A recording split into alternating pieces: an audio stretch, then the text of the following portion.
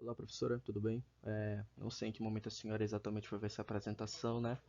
Mas queria lhe desejar um bom dia. E, bem, esse trabalho, ele tem como objetivo apresentar o Plano Safra, ok? Então, o nosso grupo ele é composto pelo Diego Fabrício, pelo João Paulo Moraes, pelo Márcio Carmona, que sou eu, Romulo Enguilhard e o Valdeci Pinheiro. Um breve índice sobre o que pretendemos apresentar, né? Iniciando primeiramente pela introdução, o qual fala sobre o que é o Plano Safra, quais suas áreas de atuação e quais as suas estratégias. Posteriormente falaremos quem são os beneficiários, os agentes envolvidos desse plano, qual o objetivo dele, sua forma de implementação e os resultados, no caso, quais os impactos na melhoria da política agrícola, na qualidade de vida e rendimento econômico dos envolvidos. Bem, então, iniciando aqui pela introdução. Primeiramente, o que é o Plano Safra, né? O Plano Safra, ele nada mais é do que um instrumento de coordenação das políticas do Ministério do Desenvolvimento Agrário e Desenvolvimento, ok? No caso, as políticas agrícolas. Ele foi instituído no ano de 2003, com o principal objetivo sendo o fomento da produção rural brasileira. Então, todos os anos, o governo federal, né, ele destina verbas para o investimento ou para custeio, industrialização e também comercialização dos produtos agrícolas. O Plano Safra ele se trata do maior incentivo financeiro para a área agrícola, dentro do contexto nacional. Bem, e quais são as áreas de atuação do Plano Safra? Primeiramente, né, o financiamento do custeio e investimento agrícola. Mais à frente eu vou mostrar aqui qual foi o total, o quantitativo total em dinheiros destinado para a agricultura, né? Mas de maneira geral, a gente sabe, né, que o crédito rural ele tem uma das menores taxas de juros dentre os incentivos de financiamento, empréstimos e por aí vai. Então, além de ter esse baixo custo, eles são de longo prazo, são empréstimos, financiamentos de longo prazo, que é para justamente auxiliar esses agricultores. Posteriormente, né, também tem o fornecimento de infraestrutura rural, então não é de hoje que o Brasil ele vem tentando modernizar o campo, ok? E isso vai muito além de maquinários agrícolas, falamos de insumos de maneira geral, adubos, é, defensivos agrícolas, entre outros pontos que auxiliam como exemplo no controle de pragas e identificação de pragas mais avançados.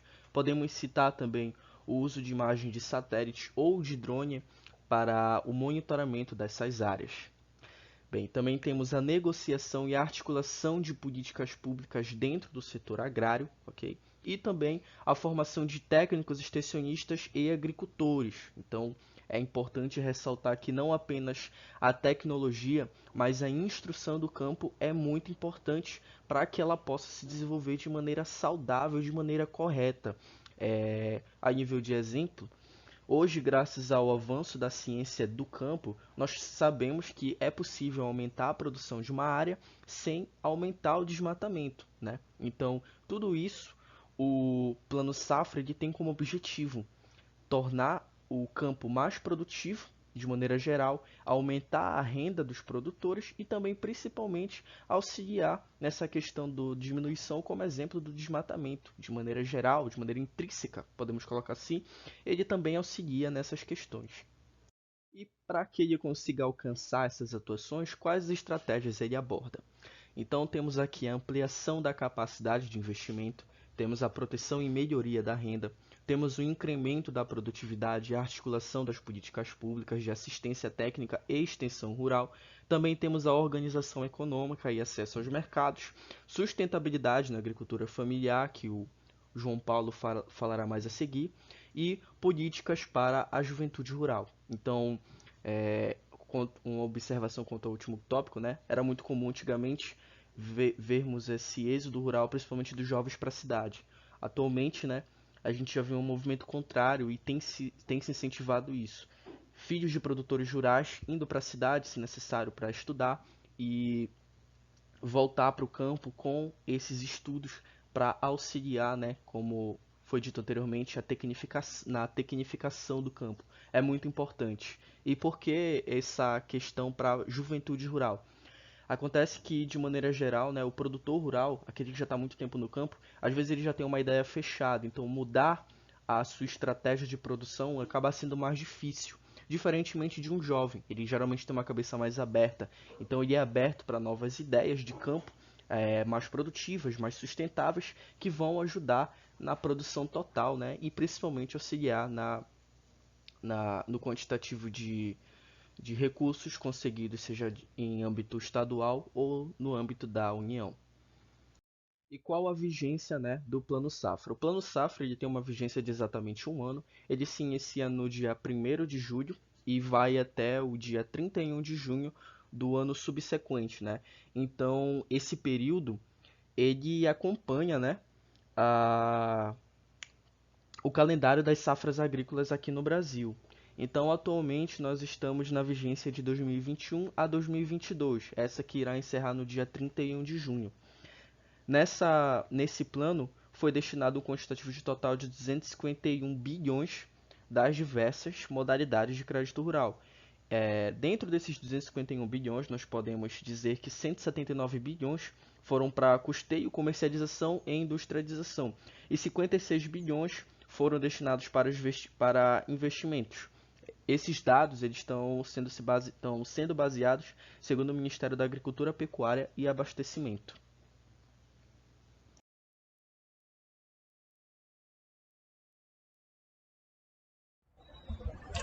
Bom dia, me chamo João Paulo, eu vou estar dando continuidade à apresentação. Como já foi dito que é o Plano Safra, né? São linhas de crédito, né?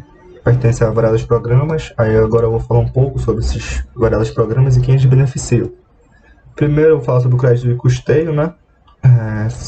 Se direciona a quem precisa adquirir animais de engorda, investir em embalagens para produtos agrícolas, ou mesmo pagar as despesas recorrentes ao ciclo positivo, ao ciclo produtivo, desculpa. Primeiro, vou falar sobre o Pronaf Custeio. Ele concede apoio financeiro a atividades agropecuárias e não agropecuárias em unidades familiares de produção rural de até 4 módulos fiscais. Essas pessoas que moram, né, até nesses 4 módulos fiscais precisam ter uma renda anual de 500 mil para conseguir esse custeio. E os juros desse Pronaf giram de 2,75% até 4% ao ano. Também tem o Pronaf Custeios Agroindústrias. Ele é voltado para pessoas físicas quanto a empreendimentos familiares, rurais e cooperativos.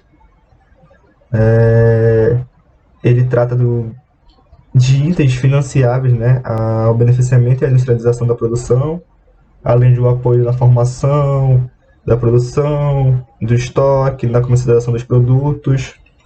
Um exemplo prático é o adiantamento por conta do preço da mercadoria entregue para a venda, né? Acontece tipo um contrato, né? O Pronaf é um adiantamento de dinheiro para depois receber a mercadoria.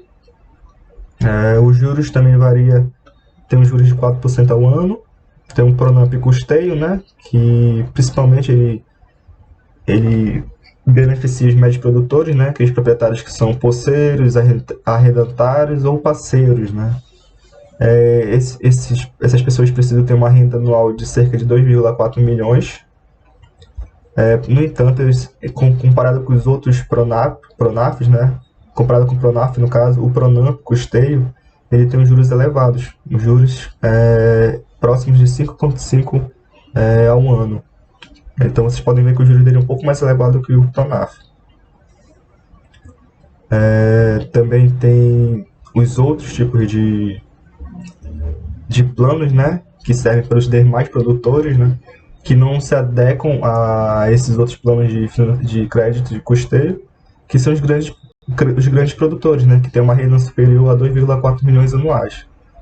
É bastante utilizado na lavoura e na pecuária, tem um custeio de até 3 milhões anual e os juros de 7,5% ao ano.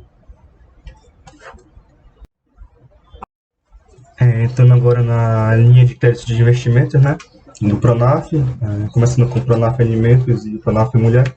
destinado a pequenos agricultores, pescadores, extrativistas, quilombolas, indígenas e até mulheres, como já está escrito no título do Pronaf Mulher.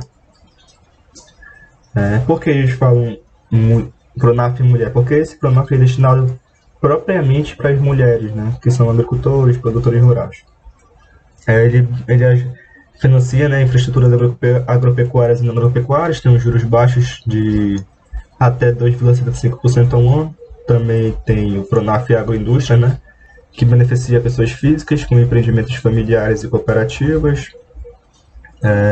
Ele é um investimento para a modernização das unidades agroindustriais e agrega no capital de giro dessas pessoas, desses locais, né, desses empreendimentos e cooperativos. Tem os juros de 4% ao ano. Também tem o Pronaf Jovem, né, como já diz, né, para jovens, pessoas com idade entre 16 e 29 anos. É um financiamento, né, um investimento para a produção, armazenagem e transporte dos produtos agropecuários. É necessário ter feito escola técnica agrária ou ter auxílio de um técnico da Emater, né, para conseguir esse investimento, né, esse crédito de investimento. O juros chegou até 2,75% ao ano. Também temos o Pronaf B, né, para agricultores familiares que queiram investimentos, né, em atividades agropecuárias ou não. Esses agricultores precisam ter uma renda bruta familiar de até 23 mil. E esse crédito de investimento pode chegar até 6 mil reais. Possui os juros mais baixos, né, entre todos os programas. Juros que chegam até 0,5% ao ano. Também tem o Pronaf Agroecologia, né, destinados aos pequenos agricultores familiares, né, que queiram entrar nesse ramo de produção ecológica, sistema orgânico. E para conseguir, né, esse crédito, essas pessoas precisam de uma assistência técnica. Como vocês sabem, né, a produção orgânica e ecológica não é tão simples, né? Quando acontece problemas com pragas, solo, não pode fazer, como posso fazer, manejos convencionais, né? Por isso que tem que ter um técnico que saiba produzir de forma ecológica e em sistemas orgânicos. Os juros podem chegar até 2,75% ao ano. Também tem o Pronaf Bioeconomia, né, para agricultores familiares que queiram, né, implantar, recuperar sistemas de energia renováveis. Também esse investimento ele entra para plantios de culturas industriais, como a seringueira e a palma de óleo. Os juros variam de 2,75% ao ano até 4%. O juros de 2,75% é mais para pessoas que querem implantar, né, recuperar sistemas de energia renováveis. E os de 4% são para aqueles produtores, né, de palma de óleo e de seringueira. Bom, saindo um pouco da linha do Pronaf e do Pronamp, entrando agora no investimento das demais linhas, né, que existem, como o Inova Agro, destinado aos produtores rurais e cooperativas, né, que queiram créditos para automação no setor animal, como a suinocultura, a avicultura, né, produção de bovinocultura de leite ou bovinocultura de corte, né? Além de implantações de energias alternativas, os juros desse investimento desses créditos podem chegar até 7% ao ano. Também tem o Modera Agro, né, para produtores rurais e cooperativas que queiram construir, né, e ampliar sua infraestrutura. E além desse crédito, né, ser destinado a investimentos para atividades específicas no campo, os juros podem chegar até 7,5% ao ano. Tem o Mordefrota, né, destinado a produtores rurais e cooperativas que queiram, né, como posso falar, fazer a manutenção, reestruturação, comprar maquinários agrícolas. Esse é um dos poucos investimentos, né, poucas linhas de créditos que não há um limite de financiamento. No entanto, tem os juros altíssimos, né, que podem chegar até 8,5% ao ano. Tem um ProIrriga, né, destinado aos produtores rurais e cooperativas que trabalham com sistema de irrigação, instalação de proteções para a olericultura, fertirrigação, hidroponia, além de outros tipos de custeio de investimento, né, de recuperação de equipamentos. E os juros desse programa podem chegar até 7,5% ao ano. Tem um programa de construção de armazéns, PCA, para produtores rurais e cooperativas, né, que queiram construir, ampliar, reformar e modernizar seus armazéns, né. Esse programa é de grande importância, né, para o armazenamento de produtos agrícolas e para quase todos os produtores rurais, né, do Brasil. Os juros podem variar de 5,5% a 7% ao ano.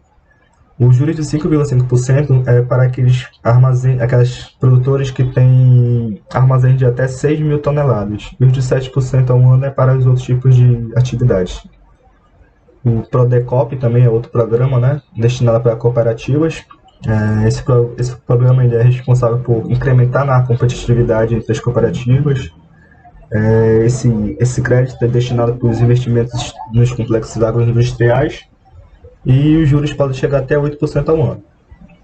Também tem o Procap, né, Agro, como já está escrito, né, Procap, é um programa de capitalização para cooperativas. Ele realiza o financiamento do capital de giro das cooperativas rurais, né, assim mantendo a saúde financeira dessas cooperativas, ou seja, deixando essas cooperativas no azul, sem prejuízos financeiros. E os juros podem chegar até 8% ao ano. Também tem o Pronamp Investimento, né, para produtores rurais que não se adequam aos outros tipos de linhas de investimentos, porque eles têm uma renda bruta acima da permitida, né, e custeia diversas atividades rurais e tem os juros de cerca de 6,5% ao ano. Olá, tudo bem?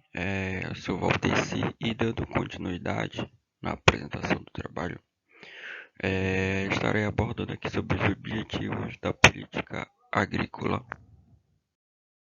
Bom, os objetivos da política agrícola, eles procuram, né, eliminar distorções que afetem o desempenho das funções econômicas e social da agricultura, bem como proteger o meio ambiente, garantir o seu uso racional e estimular a recuperação dos recursos naturais. E a lei que fundamenta toda essa discussão é a lei de número 8.171, de 17 de janeiro de 1991. Em seu capítulo 1, né, apresenta o artigo 3.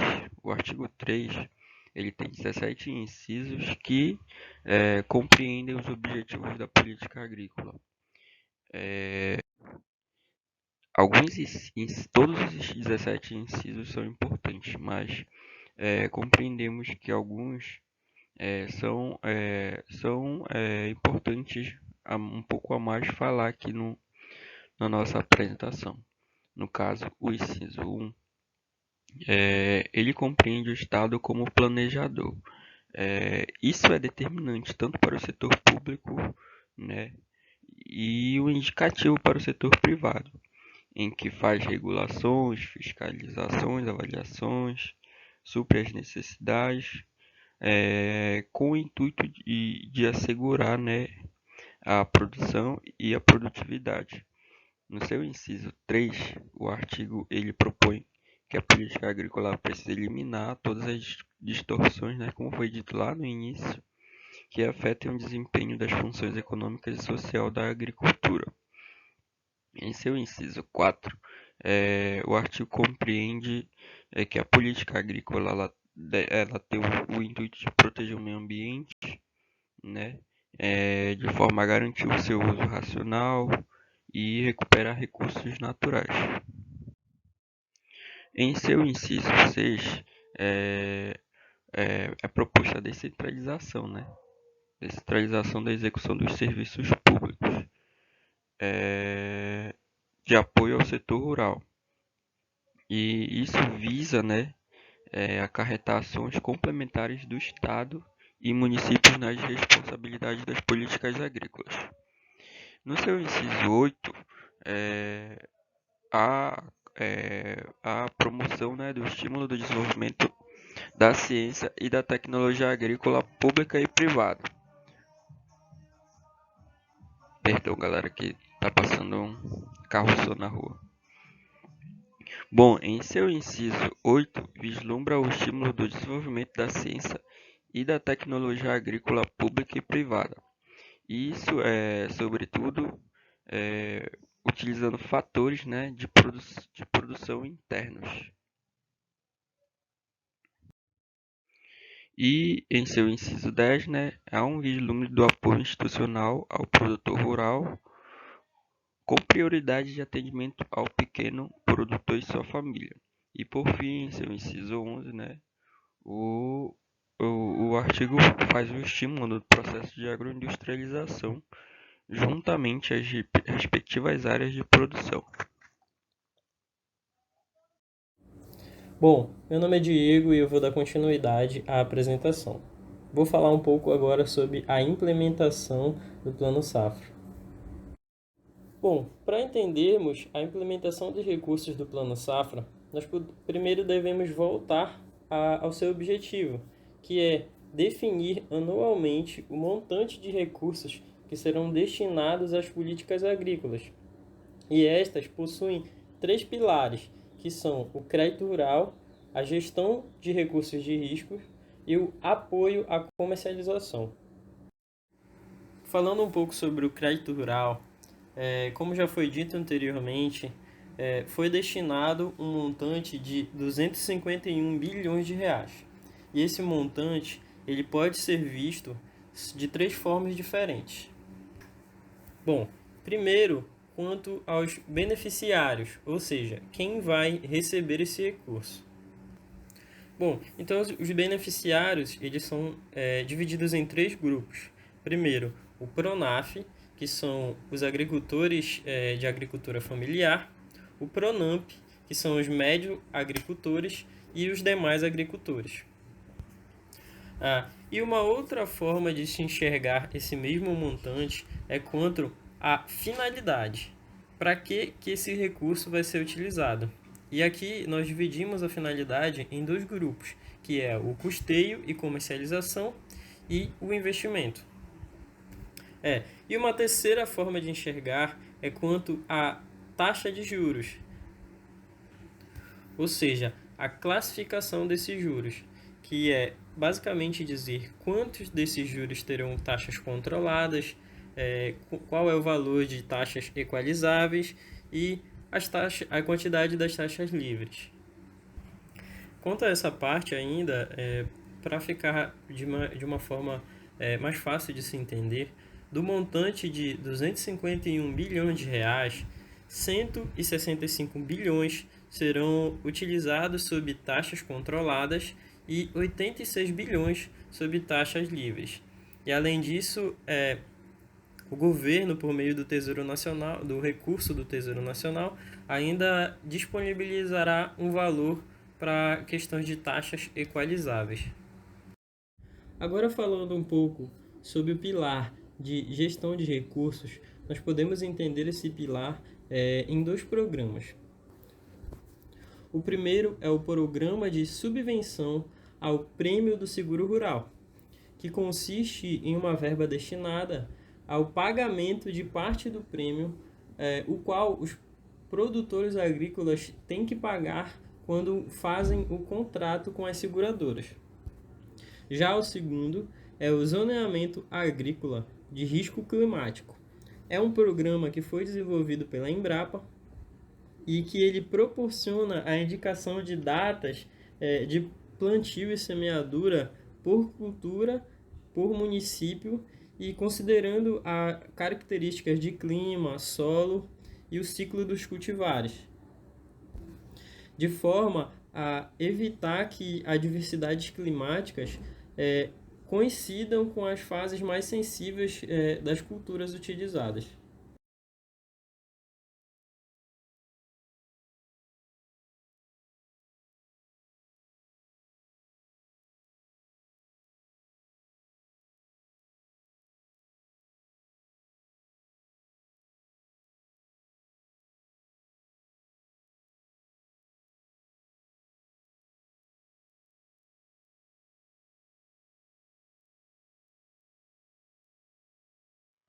Bom pessoal, aqui quem fala é o Rômulo e dando continuidade ao trabalho, vou mostrar alguns resultados aqui sobre o Plano Safra. Bem diferenciando entre regiões e para ficar bem mais claro. Bom, esse gráfico aqui ele representa a discrepância, né, na demanda de recursos do crédito rural no âmbito do PRONAF. E essa discrepância pode ver entre as regiões. Foi feito tipo um comparativo entre o número médio de contratos firmados por região entre os anos de 2016 e 2018, do número total de estabelecimentos que foi destinado à agricultura familiar, isso obtido do censo de 2006. E aqui, como a gente pode ver, essa linha amarela ela representa a média nacional. E alguns estados estão ou acima ou abaixo dessa média nacional. Que no caso podemos ver aqui bem acima o sul e abaixo da média está o norte e o centro-oeste. Os outros estão praticamente na média nacional, o nordeste e o sudeste. Mas a gente pode ver o que ocasionou, né, essa discrepância, principalmente entre a região sul e a região norte. A gente pode ter algumas possibilidades que o mapa informou, mas não foi feita uma pesquisa a fundo, mas deu um norte de onde veio essas possibilidades de discrepância. Uma delas pode ser o acesso à disponibilidade de assistência técnica e extensão rural, que é bem diferente das regiões, né? Principalmente na região norte, onde a assistência técnica é bem limitada. A maior parte dos imóveis rurais da região norte eles não estão regularizados, que dificulta bem o acesso da operação de investimentos fixos. E também pode ser outras dificuldades relacionadas a clima, desigualdade regional e as formas organizacionais e associativas dos produtores. Bom, aqui nesse gráfico a gente pode ver a relação do valor total do financiamento concedido pelo programa no período de 2016 a 2018 dos estabelecimentos do censo de 2006. E aqui a gente pode verificar que o Nordeste ele tem baixa representatividade, por ter 12% apenas do montante, né, total dos recursos. Entretanto, o Nordeste tem 50% dos estabelecimentos de agricultura familiar do país, em contraste com a região Sul, que recebeu quase 56% do montante total, com apenas 19,46% dos estabelecimentos de agricultura familiar do país. Então, com esse gráfico aqui, a gente pode ver novamente a discrepância da utilização, né, dos recursos por estado, que é bem grande. E esse gráfico aqui é para mostrar também os contratos, né, quantidade de contratos e o valor médio por região. A gente pode ver aqui que a região Nordeste teve bastante, é a maior que teve número de contratos. Entretanto, com o valor médio de contrato menor dentre outros estados. E a região Sul aqui novamente também teve muitos contratos, mas com um valor de contrato bem mais alto, e junto com a região Norte também. Bom, e aqui temos mais um gráfico sobre agora o acesso à assistência técnica por estado. Pode ver que a porcentagem entre norte e sul, por exemplo, é bem discrepante. A mesma coisa para a região nordeste. Então esse, como eu falei antes nos gráficos anteriores, são um dos fatores, né, que proporciona essa má redistribuição de orçamento, falta de profissionais na área que façam esse projeto para essas propriedades rurais, dentre outros fatores, mas esse aqui comprova um dos fatores. Bom, mais um gráfico aqui para mostrar, né, a ausência de metas e de indicadores associados ao objetivo principal do crédito rural no âmbito do PRONAF. Ou seja, aqui são metas que foram criadas para cada região para alcançar o número de contratos. Como a gente pode ver aqui em regiões também, essas metas foram feitas metas para serem alcançadas, né, entre contratos de 2016 e 2018, e a gente pode ver a porcentagem por região dessas metas cumpridas. Então a gente pode ver mais uma vez, vai destaque aqui para a região Sul, que 78%, né, dos contratos foram alcançados, né, dentro da meta, que a meta era 1.626.000 e foi 1.268.000. E em contraste aqui com a região norte também, novamente, a região teve um alcance menor da meta, também por diversos fatores já mencionados aqui. Bom, nesse gráfico aqui a gente pode ver o efeito do crédito rural no âmbito do Pronaf na geração de renda e a melhoria no uso da mão de obra dos agricultores familiares. Como a gente pode ver aqui, dos anos de 2013 e 2017, os recursos do Pronaf tiveram um pico, lá por 2014, depois começaram a decrescer em 2015, se manteve constante e decresceu novamente. Entretanto, a renda familiar, da agricultura familiar, ela teve um aumento. Só que, no entanto, não é possível, afirmar que o resultado do indicador foram decorrente dessa política pública. Que a gente pode considerar que podem refletir outros efeitos, outras rendas que provavelmente não são provenientes das atividades financiadas pelo Pronaf. E esse gráfico ele reforça essa possibilidade de existência de outras variáveis, porque a gente vê que os recursos do Pronaf deram uma decaída. Mas o rendimento domiciliar per capita da agricultura familiar apresentou uma evolução constante em análise dos ganhos, mais acentuadas em 2016.